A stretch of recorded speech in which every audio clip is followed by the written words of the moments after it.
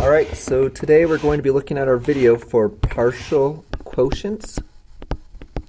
So remember, my base word in partial is part, so we're going to have part of the quotient, and we're going to keep on adding those parts until we get the final quotient, meaning the final answer.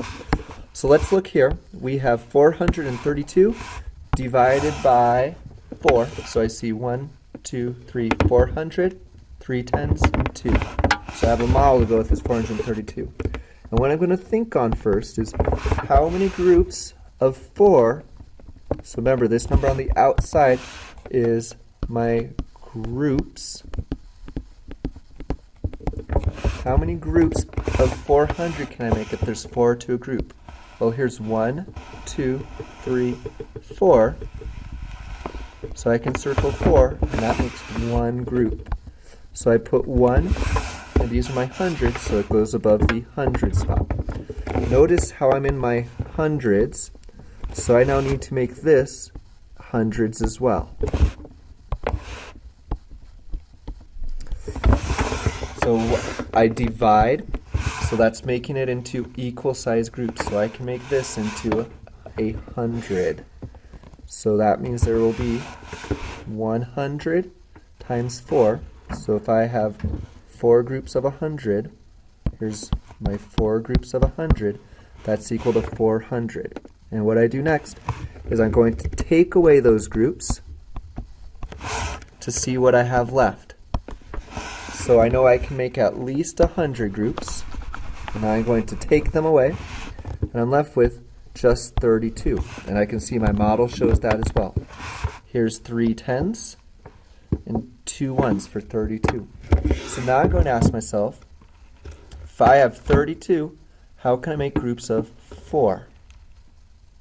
Well, let's see. If I need to have 4 groups, the same number in each, I know that 4 times blank equals 32. And I know my multiplication facts, that would be 8. So I think I can make 8. So let's check. 1, 2, 3, 4, 5, 6, 7, 8. So there's one group. 1, 2, 3, 4, 5, 6, 7, 8. Here's another group. 1, 2, 3, 4, 5, 6, 7, 8. Here's one more. 1, 2, 3, 4, 5, 6, 7, 8. And there's my last one. So it does look like I have 4 separate groups. So I'm going to put a 4 up top. I'm sorry, I have 8 in my groups, so I'm going to put that 8 up top, and I have 4 groups. So now I'm going to check what is 4 times 8. So I'm doing that multiplying next. If I have 4 groups of 8, what is that? Well, that's going to be 32, which I already see down here. 4 groups of 8 means 4 times 8. So we have 32, and what do I do next? Well, next I subtract. I'm going to take these away and see what I have left over.